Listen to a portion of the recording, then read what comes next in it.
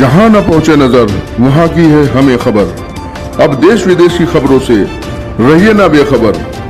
अब आप साथ वारिश टाइम।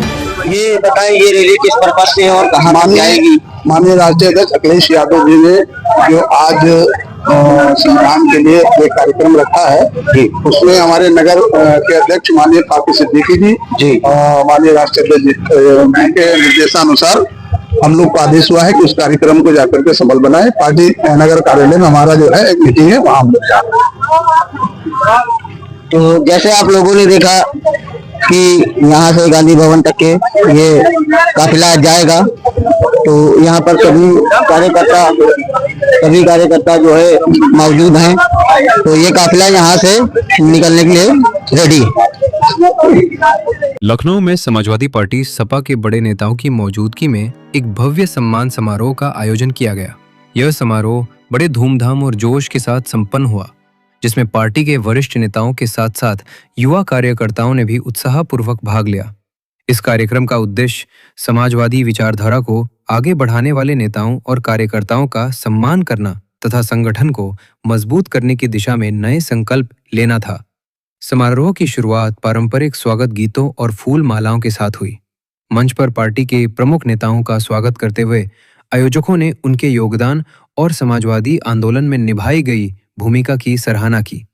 समारोह में प्रदेश और राजधानी लखनऊ के कई वरिष्ठ नेता, पूर्व मंत्री, विधायक और पार्टी के जिला स्तरीय पदाधिकारी मौजूद रहे।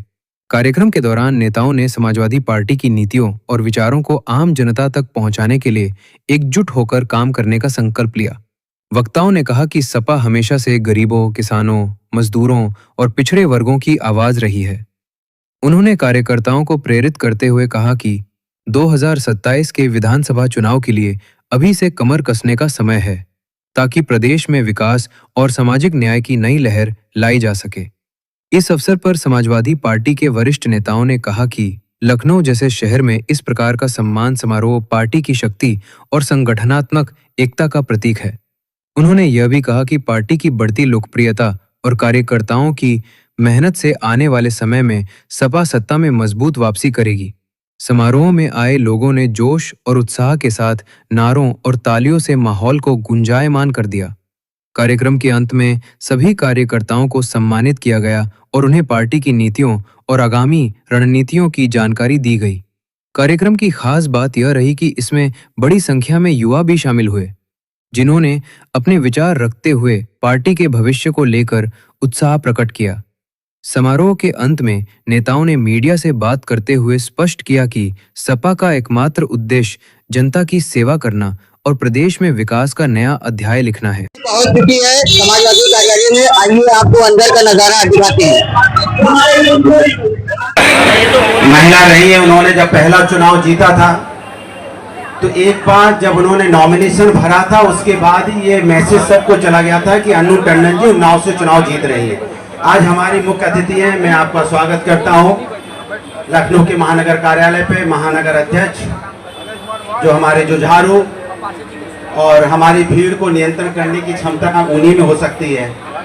हमारे सभी विधानसभा, महानगर के सभी विधानसभा अध्यक्षगण हमारे बीच में बैठी, हमारी दोनों मेयर प्रत्याशी बीच में बैठी, तीनों मेयर प्रत्याशी, मैं भूल ही गया, तीनों मेयर प्रत्याशी, जिसमें आप सभी लोग जानते हैं कि जब सबसे अच्छा मेयर प्रत्याशी हुआ था तो हमारे बीच में श्री मधु गुप्ता जी जब लड़ी थी तो बहुत ही, कहते हैं ना, जैसे कान से छू के गोली का निकल जाना, बहुत करीब से आके हारी थी। पहला चुनाव जिन्होंने समाजवादी पार्टी को महानगर में स्थापित किया था, उनके बाद से समाजवादी पार्टी पूरी तरह से महानगर, इस लखनऊ लोकसभा में जो शहर की सीट है उसमें पूरी तरह से समाजवादी पार्टी का दखल हो गया। फिर लगातार हम लोग यहाँ पे अच्छे मतों से हमारे यहाँ पार्षद गण जीतते चले आए और आज भी हमारे जो पार्षद हैं वो आज यहाँ मौजूद हैं। और मैं खासकर जिन पार्षद को मैं बधाई देना चाहता हूँ, वो देना भी चाहिए, मुझे लगता है सबको देना चाहिए।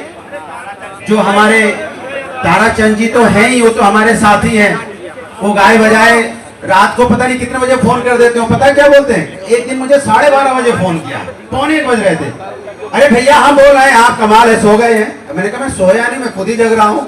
तो वो उनके अंदर जो ताराचंद जी के अंदर अपनापन, इसके लिए मैं उनको बधाई देता हूँ।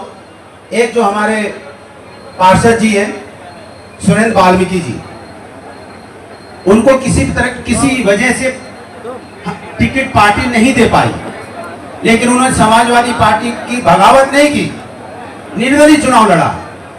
और जब निर्दलीय चुनाव लड़ रहे थे तो उन्होंने बोला मैं निर्दलीय चुनाव भैया लड़ रहा हूँ, आशीर्वाद चाहिए। हमने कहा अच्छे व्यक्तियों का आशीर्वाद तो पार्टी हमेशा देती है। और जीतने के दूसरे दिन ही आके उन्होंने समाजवादी पार्टी ज्वाइन कर ली।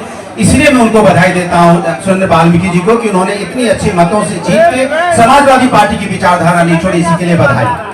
ऐसे जो समाजवादी लोग हैं, टिकट मिले ना मिले और हमेशा बने रहना पार्टी के साथ में, ये होता है समाजवादी सोच। इसी के साथ हमारी सबसे पहले प्रत्याशी रही और बहुत जल्दी जिन्होंने अपना कामयाबी हासिल की, हमारे जब उत्तरी से उनको टिकट मिली तो यकीन मानिए मुझे भी आश्चर्य हुआ कि भाई इतनी जल्दी टिकट कैसे मिल गई। लेकिन जब उन्होंने चुनाव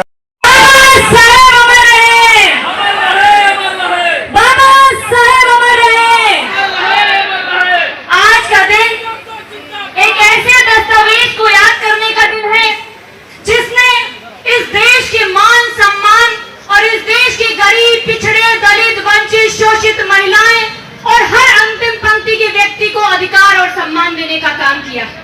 आज इस अवसर पर हम लोग जहां पर एक और देख रहे हैं कि भारत के अंदर एक अलग तरह की लड़ाई चल रही है। एक तरफ वो लोग हैं जो इस देश के संविधान को खत्म करके, इस देश की व्यवस्था को खत्म करके मनुवादी व्यवस्था की स्थापना करना चाहते हैं, जहां पर न आपको पढ़ने का अधिकार हो, न आपको लोकतंत्र में वोट डालने का अधिकार हो, और जहां पर संविधान इस देश में ये ताकत देता है कि एक गरीब परिवार का नौजवान, एक गरीब परिवार का बच्चा इस देश की सबसे बड़ी कुर्सी पर बैठ सकता है, प्रधानमंत्री की कुर्सी पर बैठ सकता है। लेकिन भारतीय जनता पार्टी ये चाहती है कि कुछ लोगों का कब्जा उस कुर्सी के ऊपर रहे, जो गरीब दलित पिछड़े लोग हैं वो फिर उसी जिंदगी में, पुरानी जिंदगी में लौट जाए, जहां पर उनको पढ़ने का अधिकार नहीं था, जहां पर उनको वोट डालने का अधिकार नहीं था। और हम सबको ये सोचना होगा कि आज आने वाले वक्त में जो लड़ाई है वो कितनी महत्वपूर्ण लड़ाई है। ये सिर्फ कुर्सी की लड़ाई नहीं है, ये सामाजिक न्याय की स्थापना की लड़ाई है। जिस सपने को माननीय नेताजी ने देखा था, माननीय अखिलेश यादव जी जिस सपने को लेकर के आगे बढ़ रहे हैं, ये उस सपने को बचाने की लड़ाई है। ये सिर्फ लड़ाई हमारी और आपकी लड़ाई नहीं है। जब आज इस देश में मैं कहूंगी कि जब जंग अब छिड़ चुकी है कि किसका हिंदुस्तान है, जंग अब छिड़ चुकी है किसका हिंदुस्तान है, एक और हुक्मरान है और एक और इनसे लड़ती आवाम है। आज समाजवादी पार्टी के लोग उनके साथ खड़े हैं। मैं धन्यवाद देती हूँ आदरणीय राष्ट्रीय अध्यक्ष अखिलेश यादव जी को, जिन्होंने इतनी मुखर वक्ता और इतनी तेज तर्रार पूर्व सांसद आदरणीय अन्नू टंडन जी को हमारे बीच में भेजा, जिन्होंने इस बात को लगातार उन्नाव के अंदर जिन लोगों से वो लड़ रही हैं, ये किसी से छुपा नहीं है। लेकिन पूरे देश में आज जो नाम है अन्नू टंडन जी का, वो हम किसी भी परिचय का मोहताज नहीं है। मैं बहुत बहुत धन्यवाद देती हूँ कि अन्नू टंडन जी को हमारे बीच में प्रभारी बना करके भेजा। हमारे मंच पर इतने लोग मौजूद हैं, इतनी क्रांतिकारी महिलाएं मौजूद हैं, आदरणीय मधु गुप्ता जी मौजूद हैं, आदरणीय मियावर्धन जी, आदरणीय वंदना मिश्रा जी मौजूद हैं, और मैं कहूंगी कि हमारे गुरु रमेश दीक्षित जी भी मंच पे मौजूद हैं। हमारे तेज तर्रार नगर के अध्यक्ष फाकिर भाई मौजूद हैं, हमारे गुड्डू भाई मौजूद हैं।